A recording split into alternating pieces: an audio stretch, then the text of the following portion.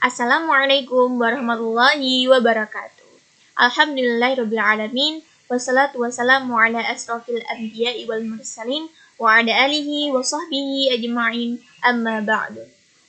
Alhamdulillah, puji syukur atas kehadirat Allah Subhanahu wa taala yang telah melimpahkan rahmat serta hidayahnya sehingga kita bisa berkuliah meskipun dalam keadaan daring dan insyaallah dalam keadaan sehat walafiat. Amin ya rabbal alamin. Salawat serta salam semoga tetap curahkan kepada baginda kita Nabiullah Muhammad Sallallahu Alaihi Wasallam yang telah membawa kita dari zaman kegelapan menuju zaman yang terang benderang, yakni Adinul Islam. Yang terhormat kepada Bapak Datim SPD NPD selaku dosen pengampu sejarah pendidikan Islam di Indonesia dan juga rekan-rekan yang insya Allah senantiasa dalam lindungan Allah Subhanahu Wa Taala. Di sini saya, Rizka Safira Fanani, dengan NIM G000204-289 akan mempresentasikan dinamika pendidikan Islam di masa kerajaan Islam.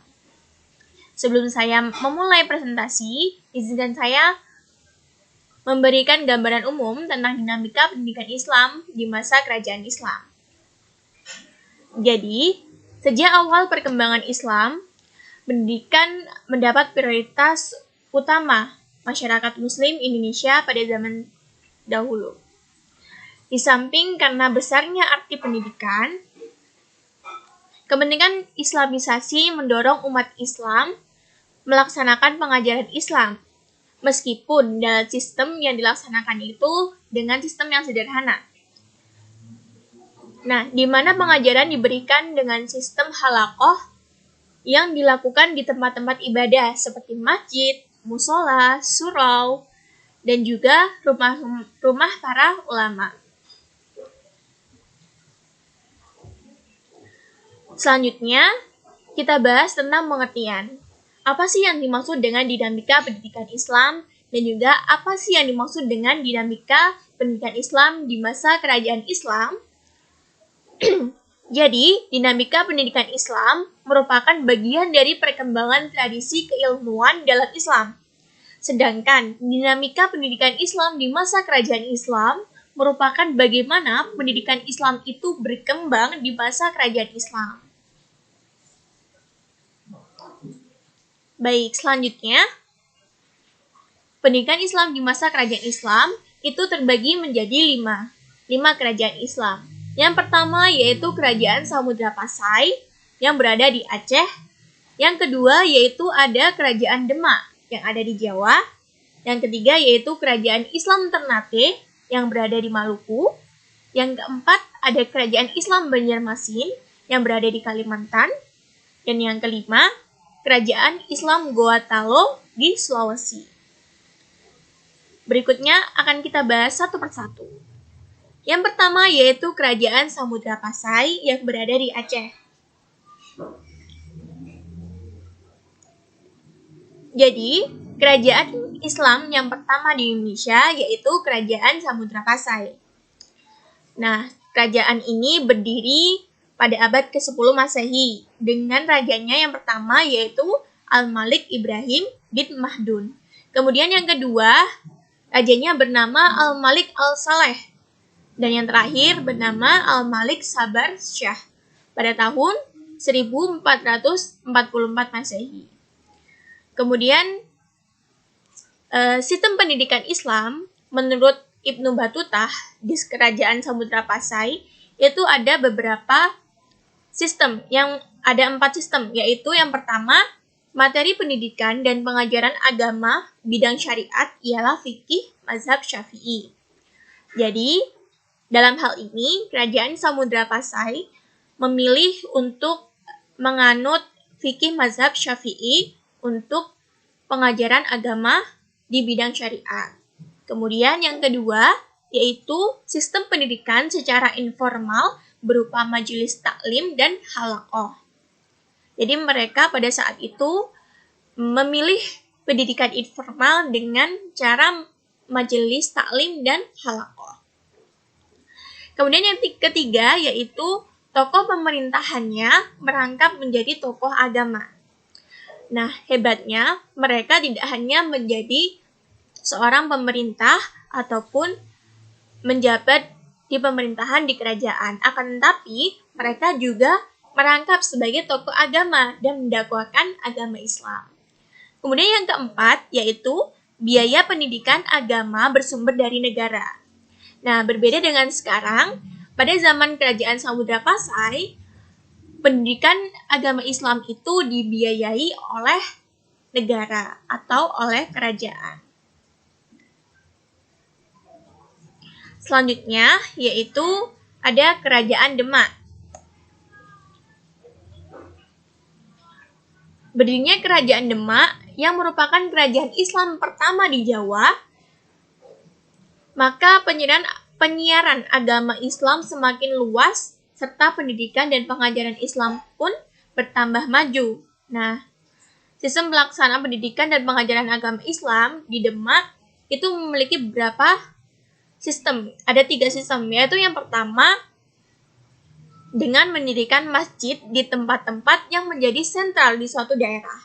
Jadi, dalam perkembangan pendidikan di masa kerajaan Demak, mereka mendakwakan Islam atau menyebarkan agama Islam. Salah satu caranya yaitu dengan mendirikan masjid di tempat-tempat yang menjadi sentral atau menjadi pusat peradaban di suatu kota tersebut. Dengan didirikannya masjid, otomatis orang-orang di sekitar akan terbiasa atau akan bisa beribadah di masjid tersebut. Kemudian yang kedua yaitu di sana diajarkan pendidikan agama di bawah pimpinan seorang badal untuk menjadi seorang guru yang menjadi pusat pendidikan dan pengajaran serta sumber agama Islam. Dan yang ketiga yaitu wali suatu daerah diberi gelar resmi yaitu gelar Sunan dengan ditambah nama daerahnya seperti Sunan Gunung Jati. Nah, untuk poin yang ketiga ini untuk kerajaan Islam di Jawa, tidak hanya kerajaan Demak. Kemudian selanjutnya yaitu kerajaan Islam Ternate yang terletak di Maluku. Nah, Islam masuk di Maluku itu dibawa oleh mubalik dari Jawa sejak zaman Sunan Giri dari Malaka. Raja Maluku pertama yang masuk Islam ialah Sunan Ternate. Nah, kemudian dakwah Islam di Maluku mengalami 2 tantangan, yaitu yang pertama datangnya orang yang masih animis atau mereka yang percaya kepada nenek moyang. Nah, dan yang kedua yaitu datangnya orang Portugis yang mengkristenkan penduduk Maluku. Nah, kemudian ada kerajaan Islam Banjarmasin yang terletak di Kalimantan.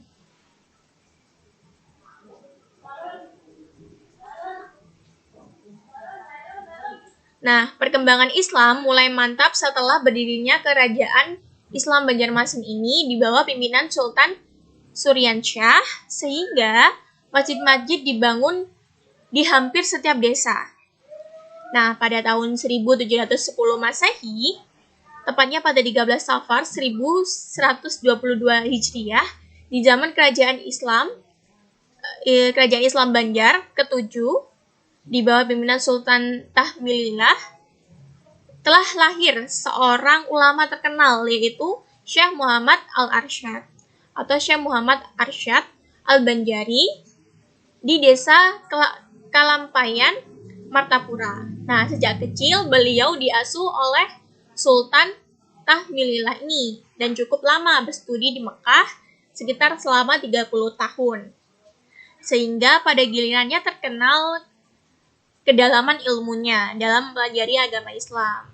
Kemudian ada beberapa peran Syekh Muhammad Arsyad dalam pendidikan Islam di Kalimantan. Yang pertama yaitu banyak mengarang kitab-kitab agama, diantaranya kitab Sahibul Muhtadin. Yang kedua yaitu Sultan Tahmilillah mengangkat beliau sebagai mufti besar kerajaan Banjar. Kemudian yang ketiga yaitu Syekh Muhammad Arsyad juga berjasa besar dalam mendirikan pondok pesantren di kampung dalam pagar yang sampai sekarang masih terkenal, yaitu yaitu pesantren Darussalam. Kemudian selanjutnya yaitu kerajaan kembar Goa Talo di Sulawesi.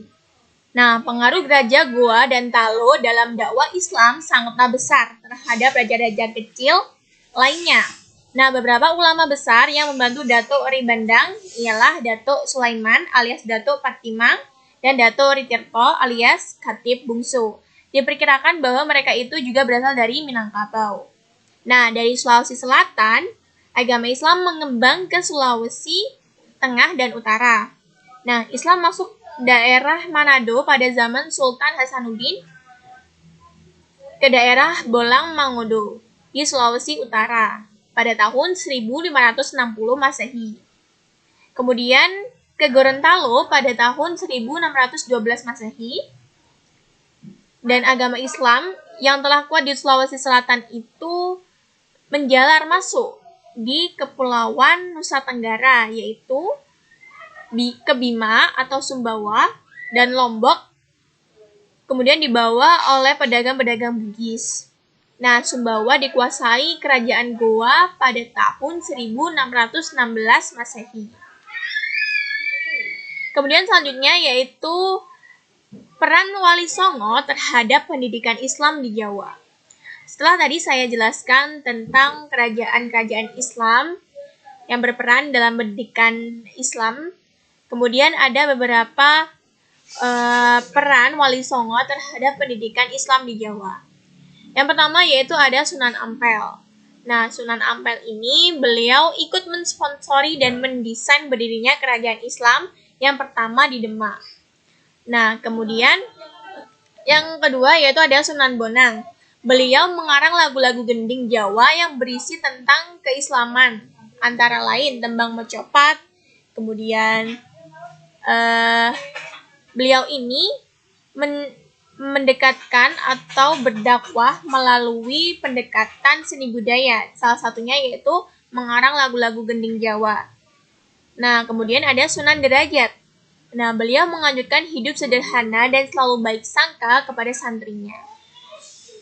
Kemudian ada Sunan Kudus. Tugasnya menjadi hakim tinggi di Demak dan menjadi panglima militer. Nah, bidang hukum syariat yang mendapat perhatian lebih khusus sama beliau adalah bidang muamalat. Kemudian ada Sunan Giri. Beliau menitik beratkan kegiatannya di bidang pendidikan, khususnya pendidikan agama Islam.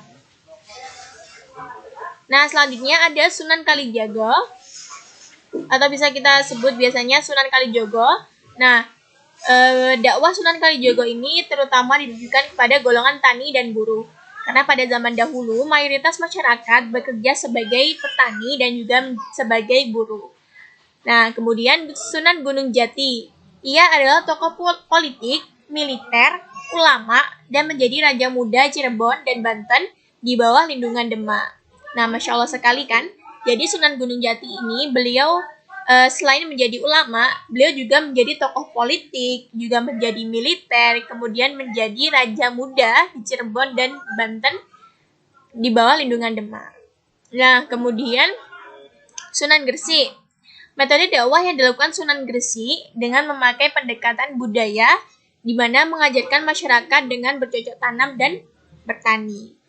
Jadi pada zaman dahulu sama seperti Sunan Kalijogo yang mendekatkan diri untuk berdakwah kepada petani dan buruh, beliau juga begitu. Akan tetapi beliau Sunan Gresik lebih mengajarkan masyarakat dengan bercocok tanam dan bertani.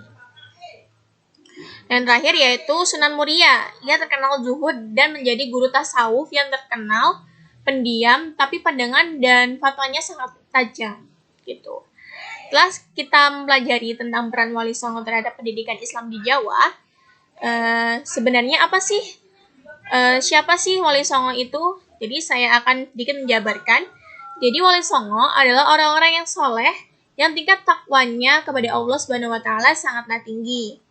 Nah, pejuang dakwah Islam dan dengan keahlian yang berbeda. Ada yang ahli ilmu tasawuf, seni, kemudian seni budaya, kemudian bidang pemerintahan, bidang pertanian, bidang militer, dan lain sebagainya. yang semuanya itu diabdikan untuk mendirikan dakwah Islam, terutama di Pulau Jawa. Nah, mungkin cukup sekian dari presentasi saya. Kurang dan lebihnya saya mohon maaf. Segala kekurangan datangnya dari saya pribadi dan segala kelebihan datangnya dari Allah Subhanahu wa taala. Nun wal qalami wa ma yasturun. Fastabiqul khairat. Wassalamualaikum warahmatullahi wabarakatuh.